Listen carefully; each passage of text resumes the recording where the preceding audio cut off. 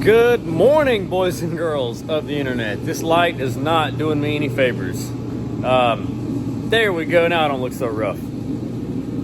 So I put a poll out yesterday in a short on the channel asking which one you wanted to see me put an engine in. It was a Buick Lacrosse, or yeah, I think this is a Lacrosse, a Honda Accord, or a Chevrolet Silverado.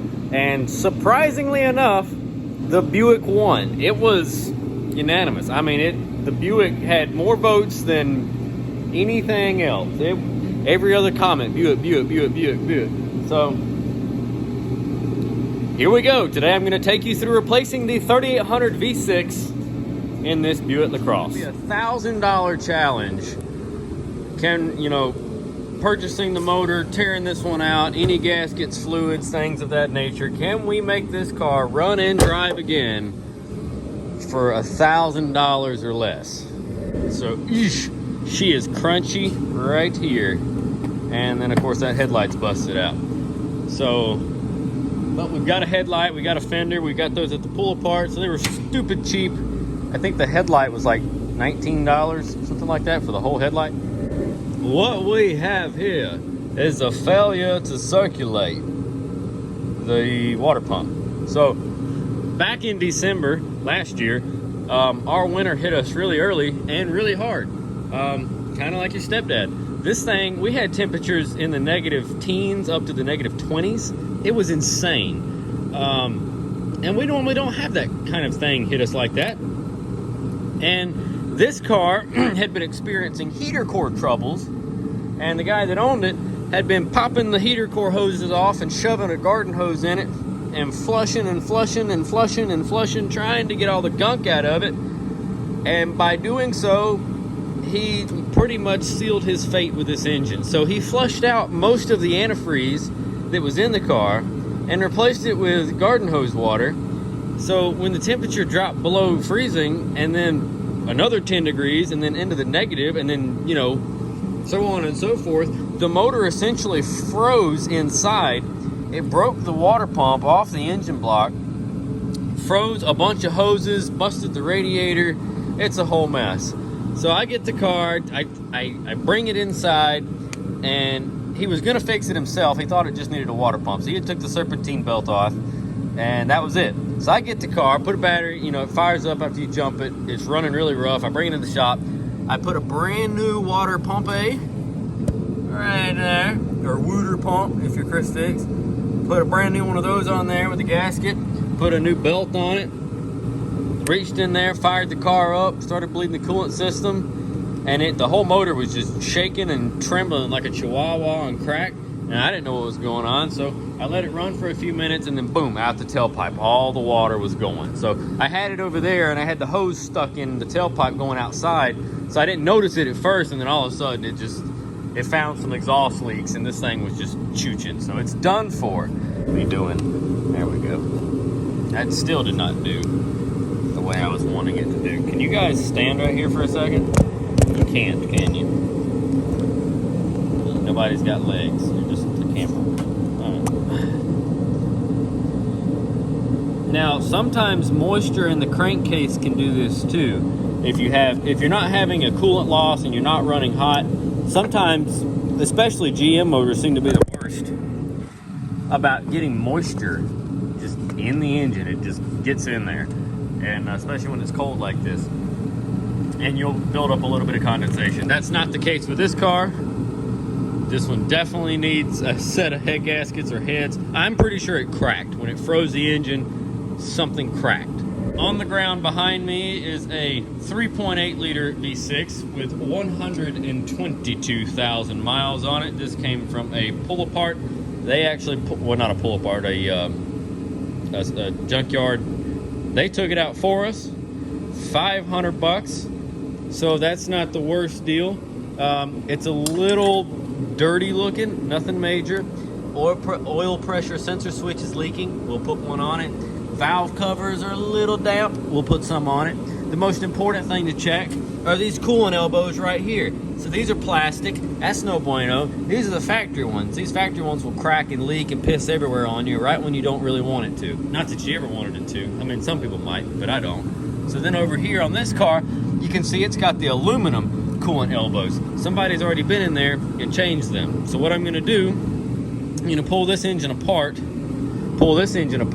take those coolant elbows off, put new O-rings on them, put the aluminum ones on this motor, grab a set of valve cover gaskets and intake manifold gaskets, and I'll change the intake manifold gaskets and everything while I'm in there changing those coolant elbows. Then I'm gonna take the brand new water pump off of this engine over here, and I'm gonna put it on this engine over here, even though this one kind of looks like it had a water pump put on it not too long ago. I don't know, we might leave it. That does look fairly new.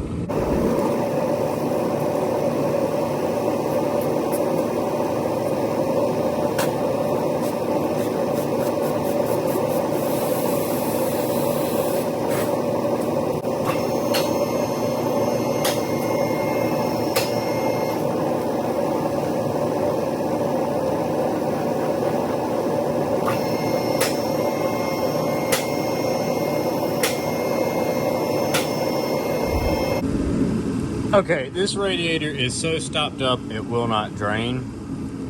The plug is completely out. I tried blowing air in from the top down and now through the drain hole back up, and I got absolutely nothing out of it. So we are going to end up taking a bath in this antifreeze, folks. I can already feel it, because I'm going to just have to pop the hose and let it go.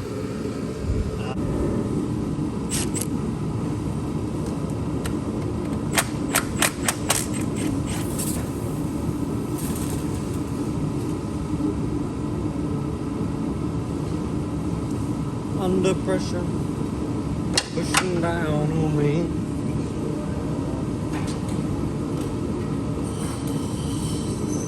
Under pressure. It has something going on.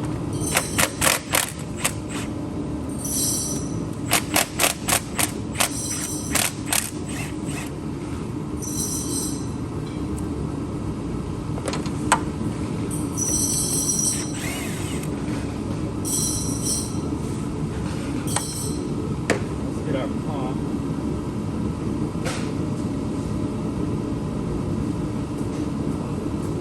Get over here and see if we can.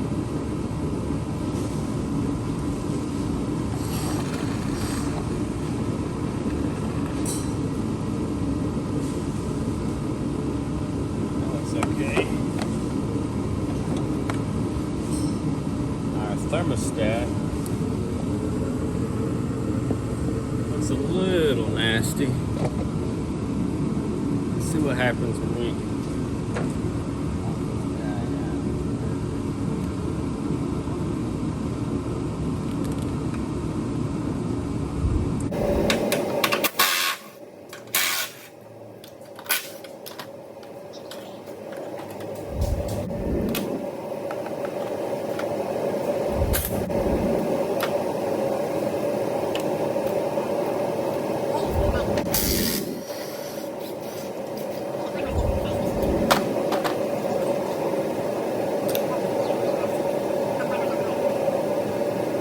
One eternity later. All right, if you're pulling that radiator fan, I feel bad for you. So you've got this harness here that runs up through the middle and plugs into each one of those. Got a bunch of tabs that hold it to this plastic housing. It's about virtually impossible to get your hand down in there to take those clips loose with it in the car, so I opted to pull it up and out. 10mm bolts on each side. You can just about get one of those in there. Down here in the car, it just sits into place, but you're gonna need to pop the trans line on this side out of its housing. And the little connector, lay it to the side so that you've got room, because this thing has to kind of cock up sideways, come that way and then up. If not, these plastic ears right here are gonna catch on that AC fitting there, because it can't come straight up. Because why would it? That would make things easy. Most of the wiring harness up top unhooked. Everything's just kind of laying here.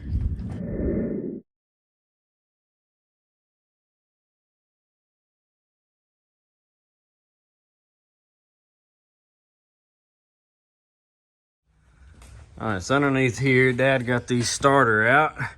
And right there through the starter hole is where you get your torque converter bolts out. So you drop the starter, and there's 3 torque converter bolts. They're stubby, they're covered in Loctite. They're 18 millimeters. Stubby Milwaukee fuel, you can kind of snake it up in there and knock them out. Yep. So that's out of the way now. I think next, maybe the exhaust. Yeah. Go ahead and pop. The exhaust comes in from the back up here. I don't know if this light's too much for you. No, it's good. Okay. I think they're 15s. You can kind of see one of the bolts right there. Let's see if I can get us something on it. Right there. So we're gonna try to get those off. Got the exhaust hanging. Up in here is where you saw the other side of this. This is like the mid pipe for the catalytic converter and everything right there. And this front piece is what bolts up in there on those 2 studs. Then the oxygen sensor connector hides behind this metal tab. You can pull it down, pop this off, unplug it, which is what we did. So this is out of the way now. Those are 18 millimeters up there. 15. 15 millimeters up there. Yeah. They're working on putting the CVX will brace off the motor. Yeah, there's a bracket that holds the axle shaft kind of up against the engine for stability. I think it bolts to the trans too. Yeah, it goes It goes between them, yeah. kind of to sandwich the 2 pieces together. And I'll explain that later once the motor is out. But, so, all right. So I went to the parts store. Grabbed us an oil filter, adapter housing gasket, upper and lower intake manifold gaskets, and some antifreeze. We're gonna flush this system and go with the universal green instead of Dexkill, because nobody likes Dexkill anyway.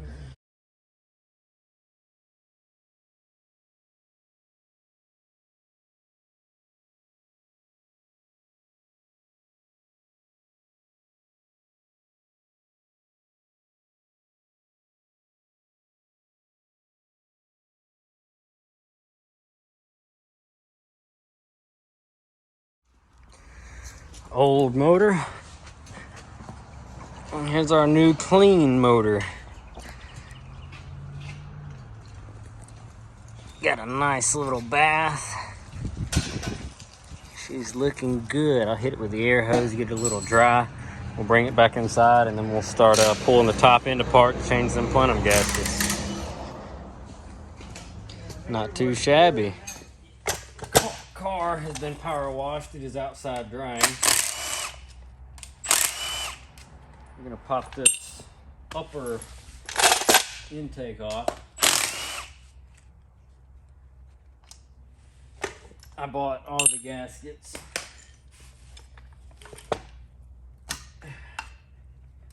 Got these little hooks that hold the gasket on. This